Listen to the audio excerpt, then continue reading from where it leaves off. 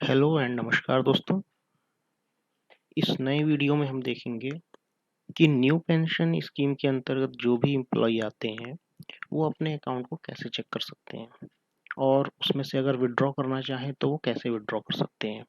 तो सबसे पहले हम गूगल पे सर्च करते हैं एनपीएस या न्यू पेंशन एम्प्लॉय लिख के या एनपीएस लॉगिन लिख के भी अगर हम सर्च करेंगे तो हमारे पास देखिए एक लिंक आ गया है। इसमें जहाँ पर सब्सक्राइबर लिखा हुआ है हम उस लिंक को ओपन करेंगे।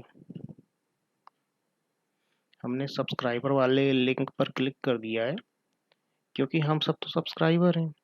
अब यहाँ पर बात आती है कि हमारा यूज़र आईडी और पासवर्ड क्या होगा। तो हर एक एम्प्लॉय का जिसका भी एनपीएस में रजिस्ट्रेशन हुआ है उसको एक प्रान नंबर दिया जाता है। तो यूज़र आईडी वही प्रान नंबर है, लेकिन अगर पासवर्ड आपको ना पता हो तो आप पासवर्ड को रिसेट कर सकते हैं। जैसे मैं यहाँ पर भी पासवर्ड रिसेट करने जा रहा हूँ। उसके लिए रिसेट पासवर्ड पर आप क्लिक करेंगे तो एक नई विंडो ओपन होगी। यहाँ पर देखिए दो ऑप्शन आ रहे हैं। एक है reset password using secret question, जो कि मैं नहीं जानता। दूसरा है इंस्टेंट सेट रिसेट पासवर्ड। तो मैं इंस्टेंट सेट रिसेट पासवर्ड पर क्लिक करता हूँ। तो यहाँ पर एक और फॉर्म ओपन हो जाएगा इसके नीचे।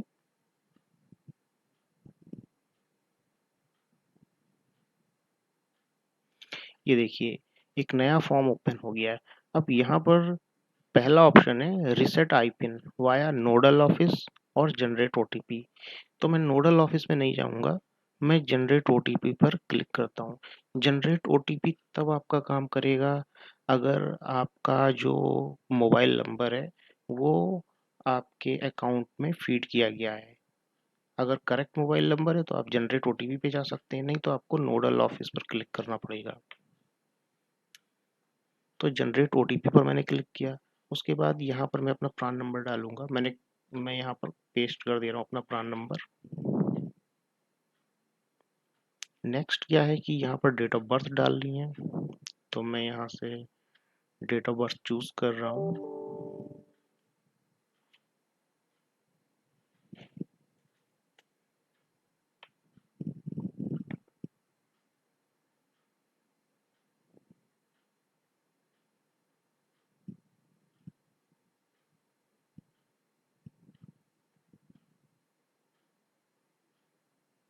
चलिए मैं ऐसे ही डाल देता हूँ।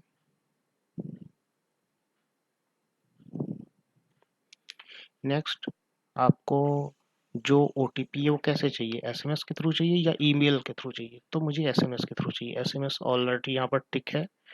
और यहाँ पर मैं अपना न्यू पासवर्ड जो भी मुझे सेट करना है वो मैं नया पासवर्ड यहाँ पर इंटर कर दे रहा हूँ। मैंने न्यू पासवर्ड भी इंटर कर दिया और कंफर्म में भी मैं वही पासवर्ड इंटर कर रहा हूँ ताकि दोनों पासवर्ड मैच हो जाए।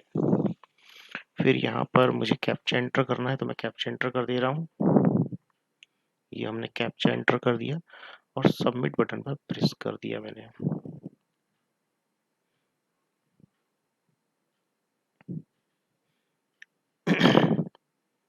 यहाँ पर देखिए कुछ डेट ऑफ बर्थ इनवैलिड बता रहा है।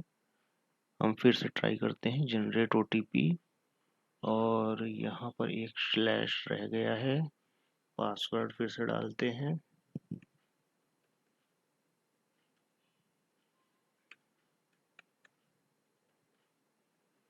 मैंने पासवर्ड भी डाल दिया है। फिर से हम कैप्चा एंटर करेंगे। अब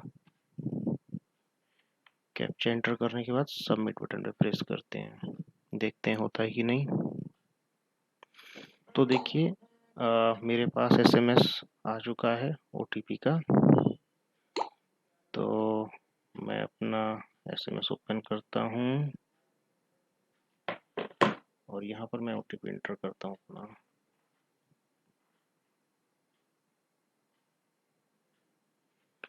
ओटीपी एंटर करने के बाद सबमिट बटन पर क्लिक करूँगा।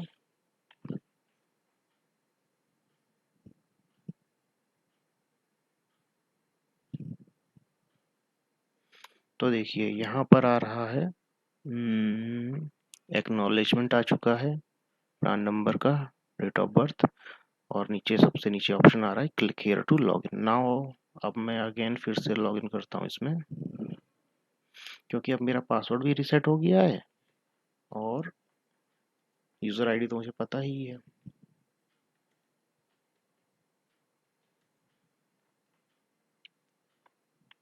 चलिए, तो ये मैंने अपने एनपीएस के अकाउंट में लॉगिन कर लिए। ये देखिए, ये मेरा एनपीएस नंबर यहाँ पर लिखा हुआ है और ये एनपीएस का पूरा। लॉगिन करने के बाद आपके पास बहुत सारे ऑप्शंस यहाँ पर अवेलेबल होंगे। तो जनरली कुछ ऑप्शंस के बारे में मैं आपको जानकारी दे देता हूँ। सबसे पहले अगर आप ट्रांजैक्ट ऑनलाइन ऑप्शन में जाएंगे तो यहाँ पर कई ऑप्शन है। कंट्रीब्यूट ऑनलाइन, ऑनलाइन आप कंट्रीब्यूट कर सकते हैं। चेंज स्कीम प्रेफरेंस, तो चेंज स्कीम प्रेफरेंस में क्या है कि आपको अगर अपनी स्कीम की प्रेफरेंस जिसमें आपका जो अमाउंट डिडक्ट हो रहा है वो इन्वेस्टमेंट किया जा रहा है, अगर वो चेंज करना हो तो वो यहाँ से चेंज भी कर सकते हैं। उसके लिए आप रिक्वेस्ट करेंगे तो वो नोडल ऑफिस के पास रिक्वेस्ट जाएगी। अगर वो अप्रूव कर देंगे तो वो जो आपका अमाउंट इन्वेस्टमेंट हो रहा है वो स्कीम्स चेंज हो जाएंगी। नेक्स्ट क्या है, चेंज पीएफएम, फिर है transfer fund from tier 2 to tier 1। तो जनरली जो गवर्नमेंट एम्प्लॉय का अकाउंट ओपन होता है वो टायर 1 का होता है। टायर 2 का अकाउंट आप किसी भी बैंक में जाकर ओपन कर सकते हैं। वो जनरल अकाउंट की तरह होता है, जैसे नॉर्मली बैंक अकाउंट होता है सेम वैसे होता है। नेक्स्ट है initiate subscriber shifting. Subscriber shifting means अगर आप एक ऑफिस से छोड़कर कहीं और जा रहे हैं, दूसरी जगह ज्वाइन कर रहे हैं, तो आप सब्सक्राइबर शिफ्टिंग के लिए आवेदन कर सकते हैं ऑनलाइन और वो नोडल ऑफिस से अप्रूव हो जाएगा, जिसके बाद आपका अकाउंट पुरानी ऑफिस से नई जगह पर ट्रांसफ़र हो जाएगा, शिफ्ट हो जाएगा और वहाँ पर फिर एनपीएस वहाँ के नए ऑफिस के हिसाब से एनपीएस वहाँ पर जमा हो सकेगा। नेक्स्ट है फिर विड्रॉल। विड्रॉल में क्या है, आप विड्रॉल कर सकते हैं, पार्शियल विड्रॉल कर सकते हैं अपने टायर 1 के अकाउंट से। तो इसमें क्या है कि देखिए, आप रिटायरमेंट से पहले मैक्सिमम 3 बार ही विड्रॉ कर सकते हैं और जो फर्स्ट टाइम मैक्सिमम विड्रॉ की लिमिट दी गई है वो है 25%। और 25% में से भी जो आपने जो किसी एम्प्लॉय का अमाउंट डिडक्ट हुआ है उसी अमाउंट का 25% ही विड्रॉ कर सकता है, क्योंकि गवर्नमेंट में 10% एम्प्लॉय का डिडक्ट होता है और 14% जो अब डिडक्ट होने लगा है वो गवर्नमेंट उसमें कंट्रीब्यूट करती है। तो गवर्नमेंट कंट्रीब्यूशन में से आप विड्रॉ नहीं कर सकते। यहाँ पर सिर्फ आप अपने अमाउंट में से ही विड्रॉ कर सकते हैं। जैसे सपोज मैं यहाँ पर सबमिट करता हूँ, अगर विड्रॉ के लिए इनिशिएट करता हूँ रिक्वेस्ट, तो यहाँ पर देखिए सारी डिटेल आ गई है। अब मैक्सिमम मैं कितना परसेंट विड्रॉ कर सकता हूँ, मैं कर सकता हूँ 25%। वो अमाउंट भी आपको दिखा देगा नीचे कि भाई कितना अमाउंट विड्रॉ कर सकते हो। यहाँ पर देखिए क्या क्या दिखाएगा, पहले आपका प्रान नंबर दिखाएगा, नाम दिखाएगा, date of birth, date of joining, withdraw type conditional withdrawal है, सेल्फ कंट्रीब्यूट है, कितना टोटल अमाउंट कितना आपने कंट्रीब्यूशन किया है अभी तक वो दिखाएगा, प्रीवियस विड्रॉ अगर कोई है तो वो भी दिखाएगा। तो इसी तरीके की चीज़ें हैं, कितना अमाउंट आप विड्रॉ कर सक मतलब कितना अवेलेबल विड्रॉल अमाउंट, कितना अमाउंट अवेलेबल है विड्रॉल के लिए वो भी दिखाएगा, कितना परसेंटेज आप विड्रॉ कर सकते हैं वो आपको सेलेक्ट करना पड़ेगा। फिर पर्पस क्या है वो आपको पर्पस यहाँ से चूज करना पड़ेगा, कोई भी पर्पस सपोज मैंने दे दिया purchase of construction of A residential house और फ्लैट, ये मैंने पर्पस दे दिया। इतना करने के बाद नीचे दिखाएगा टेंटेटिव एलिजिबल विड्रॉल अमाउंट, कितना अमाउंट विड्रॉ हो सकता है। फिर आप सबमिट बटन पे क्लिक करेंगे तो नेक्स्ट विंडो ओपन होगी। यहाँ पर आपको आपकी डिटेल दिखाएगा और बैंक अकाउंट की डिटेल दिखाएगा और यहाँ से जब आप कंफर्म करेंगे तो कंफर्म करने के बाद आपका एक बैंक अकाउंट भी कंफर्म होगा, जैसे सपोज मैंने कंफर्म पे क्लिक किया तो यहाँ आ रहा है कि bank details are not available in CRA records, kindly update bank details in CRA records and then initiate withdrawal request. तो ये क्यों दिखा रहा है? क्योंकि मेरा बैंक अकाउंट जो है वो CRA के रिकॉर्ड्स में अपडेट नहीं है। तो पहले आपको अपने नोडल ऑफिस जाकर वहाँ पर बैंक अकाउंट्स को अपडेट करना पड़ेगा। उसके लिए आप अपने नोडल ऑफिस में संपर्क करिए और वहाँ पर आपको जनरली अपने बैंक अकाउंट की डिटेल देनी पड़ेगी। और अगर आप अपना कॉन्टैक्ट नंबर या ईमेल आईडी जो भी चीज़ें आप अपडेट कराना चाहते हैं वो अपने नोडल ऑफिस को बताइए, वो वहाँ से अपडेट करेंगे।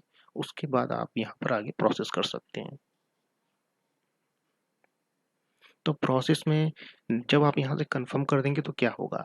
कंफर्म करने के बाद आपके पास आपके जो ईमेल आईडी और आपका जो कॉन्टैक्ट नंबर है उस पर ओटीपी एक आएगा। वो ओटीपी आपको डालना पड़ेगा और डालने के बाद जैसे ही आप ओके करेंगे आपकी रिक्वेस्ट सीआरए के पास चली जाएगी और विद इन ए वीक आपका जो भी अमाउंट होगा विड्रॉल वाला वो आपके अकाउंट में डायरेक्टली आ जाएगा। तो इस तरीके से आप आसानी से विड्रॉ कर सकते हैं। और बाकी भी यहाँ पर ऑप्शन दिए गए हैं कि आप अपना ट्रांजैक्शन स्टेटमेंट चेक कर सकते हैं और कौन कौन सी स्कीम्स हैं वो देख सकते हैं, पर्सनल अकाउंट डिटेल देख सकते हैं। तो ये सारी डिटेल इसमें दी गई है, आप आसानी से चेक कर सकते हैं। कोई भी सब्सक्राइबर होगा वो आसानी से चेक कर सकता है। तो इतना ही था आज की वीडियो में। Thank you.